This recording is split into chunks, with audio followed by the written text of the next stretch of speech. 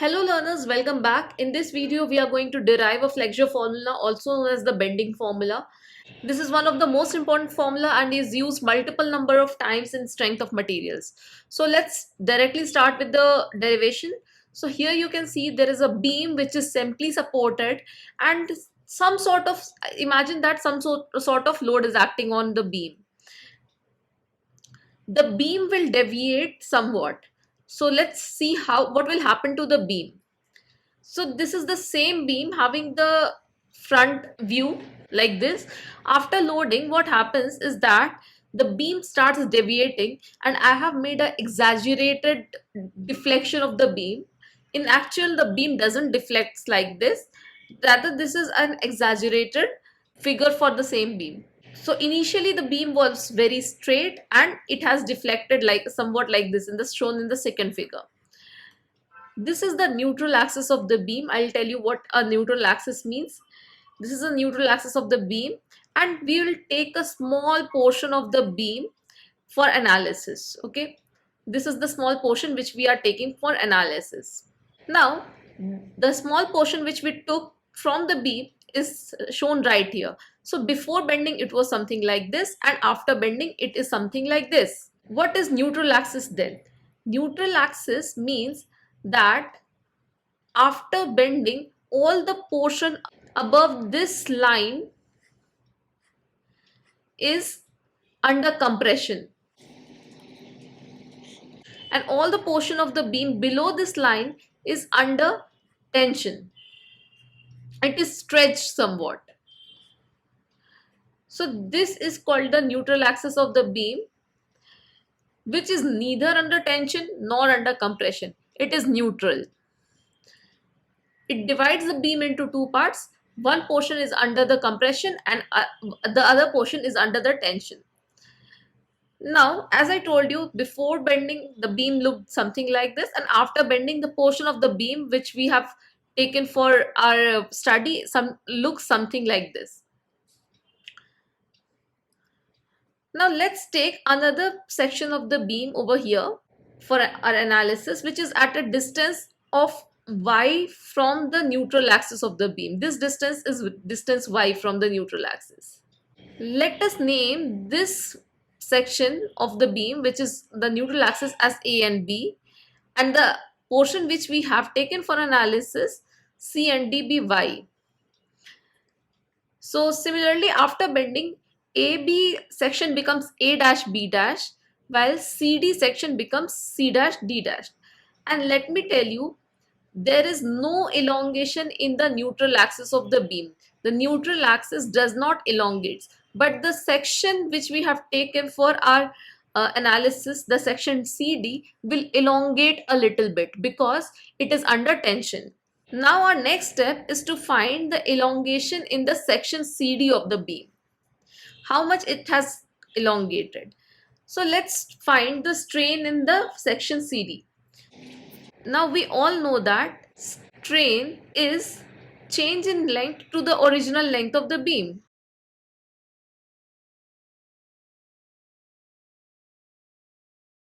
So it will become change in length is C dashed D dashed minus CD to the original length which was CD. Now can we write CD as AB, because initially the beam here in the first portion of the beam, when before bending, the length of CD is equals to length of AB. So instead of CD, what we are doing, we will write AB. So here it is C dash D dash minus AB by AB. Now let's proceed ahead. After bending, the beam bends something like this and we will draw two lines from the curved portion of the beam which will intersect at a point O, and the beam makes an angle theta here. Let the radius which the curved section of the beam forms with the neutral axis be r. So this portion here, the length is radius r. Okay, till the neutral axis. And we already said that this length is length y. Now just now we have derived that strain is C dash D dash minus AB by AB. Let me write it over here again. So strain is C dash D dash minus AB by AB. Now we know that this AB distance is same as A dash B dash distance. This AB is same as A dash B dash. There is no difference. So can we write AB as A dash B dash? Because the neutral axis is not changing in length. So whatever length was there before bending, it is having the same length after bending. So that is why I am writing AB as A dash B dash. Now expressing this arc A dash B dash in the form of radius and angle made by the arc is, can we write A dash B dash as r theta and C dash D dash as r plus y into theta? Because theta is very small and we are expressing this length of the arc in terms of radius and theta. So substituting these values in this, let me say, call this equation number 1. Substituting these values in equation number 1, what we get, that strain is C dash D dash, which is r plus y into theta, minus A dash B dash, which is r theta, by AB. AB is same as A dash B dash. So we will again write r theta over here.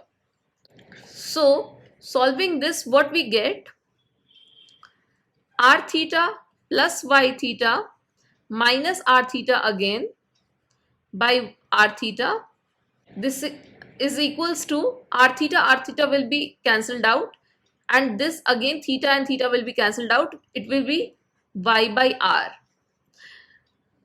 So just now we saw that strain is y by r. Now from Hooke's law, we know that stress is equals to E, that is Young's modulus, into strain. Can we write that strain is equals to stress by E? This is from Hooke's law. Now substituting strain as sigma by E in this equation, let me call this equation number 2, what we get is sigma by E is equals to y by r. Let me call this equation number 3. So this is the equation number 3, important one. Sigma by E is equals to y by r. Now we will take the same beam and we will consider the side portion or the cross section of the beam. So this is the cross section of the beam we are considering. Now let me tell you, earlier we were considering the front portion of the beam. This was the portion of the beam which we were analyzing. But now we are not analyzing this one. Rather we are analyzing the cross section of the beam. This is the cross section of the beam and this is the neutral axis. Now as you know that this portion of the beam is under compression and this portion of the beam is under tension. Anything above the neutral axis is under compression because the beam is having a sagging moment like this. It is actually sagging like this. So anything above the neutral axis is under compression and anything below the neutral axis is under tension. Now let's take a small portion of the strip with area dA. The strip is having a area dA and it is again at a distance y from the neutral axis. This distance is at a distance y from the neutral axis. Now since a tension is acting over here, a certain force, that means that tensile force is acting on this area dA. So what is that force? Let's call that small force which is acting on this strip of area dA be dF. Now this dF will be equals to sigma into dA. What is sigma? Sigma is the tensile stress acting on this strip. Now just now from equation number 3 we know that sigma by E is equals to y by r. We know that this is equation number 3 which I am writing here again. Sigma by E is equals to y by r. This is equation number 3. So from equation number 3, can we write sigma is equals to y by r into E? Yes, we can. Now substituting this value of sigma in this equation, let me call this equation number 4. If we substitute this value of sigma from equation number 3 to equation number 4, what we get is that dF is equals to E by R into Y into dA. This is the force. Now if we want to take the moment of this force about the neutral axis, we have to multiply the force into the distance of the strip from the neutral axis, right? If we want to see how much moment this strip is having, we will multiply this dF with the distance y from the neutral axis, and from in the right hand side also we will be multiplying y dA into y, right?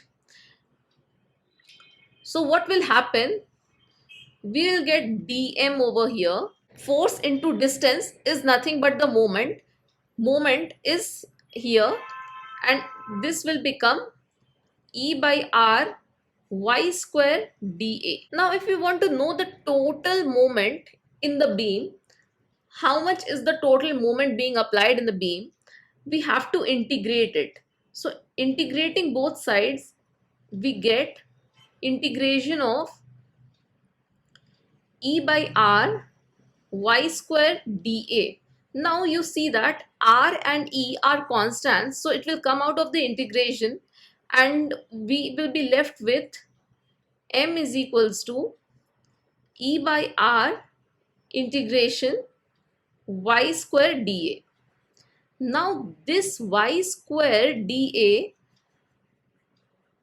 is the second moment of area, also known as the moment of inertia.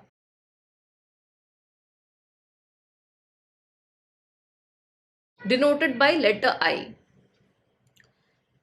So can we write m as E by R into I?